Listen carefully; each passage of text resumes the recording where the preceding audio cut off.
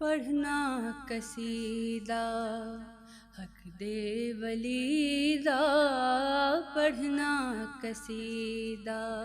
امیر المومنین سیدنا علی المرتضیٰ کرم اللہ وجہ الکریم، آپ کا اسم گرامی علی، کنیت ابو الحسن اور ابو تراب ہیں۔ آپ کے والد گرامی جناب ابو طالب بن عبد المطلب قریش کے سردار اور اللہ کے گھر خانہ کعبہ کے خادم اور مکہ کے بااثر سردار تھے۔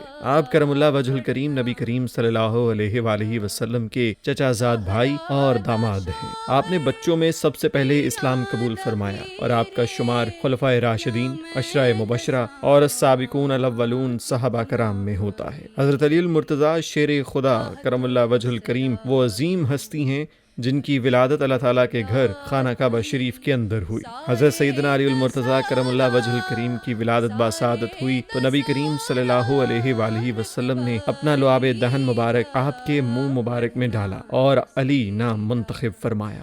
نبی کریم صلی اللہ علیہ وآلہ وسلم نے ہر موقع پر آپ کو بہت عزت عطا فرمائی۔ نبی کریم صلی اللہ علیہ وآلہ وسلم نے ارشاد فرمایا، علی دنیا اور آخرت میں میرے بھائی ہیں، اور فرمایا کہ میں علم کا شہر ہوں اور علی کرم اللہ وجہ الکریم اس کا دروازہ ہے۔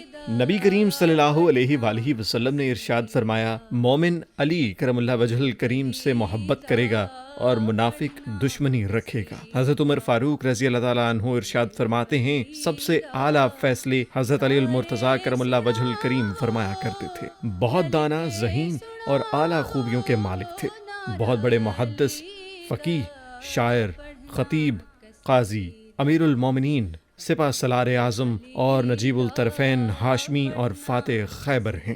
آپ کی زندگی کمالات و شاندار خدمات سے معمور ہے۔ آپ کا ایک ایک قول و ارشاد مبارک امت مسلمہ کے لیے ایک قیمتی سرمایہ ہے۔ آپ کے لخت جگر سیدنا امام حسن علیہ السلام اور سیدنا امام حسین علیہ السلام اور آپ کی صاحبزادی سیدہ زینب سلام اللہ علیہا نے اسلام کی سربلندی اور احیاء کے لیے اپنی اولاد، مال اور جان کے نذرانے پیش کیے۔ امیر المومنین حضرت علی المرتضیٰ کرم اللہ وجہ الکریم 19 رمضان مبارک کو نماز فجر میں مشغول تھے کہ آپ پر زہر سے بجھی تلوار سے وار کیا گیا۔ آپ نے زخموں کی تاب نہ لاتے ہوئے 21 رمضان المبارک کو جام شہادت نوش فرما لیا۔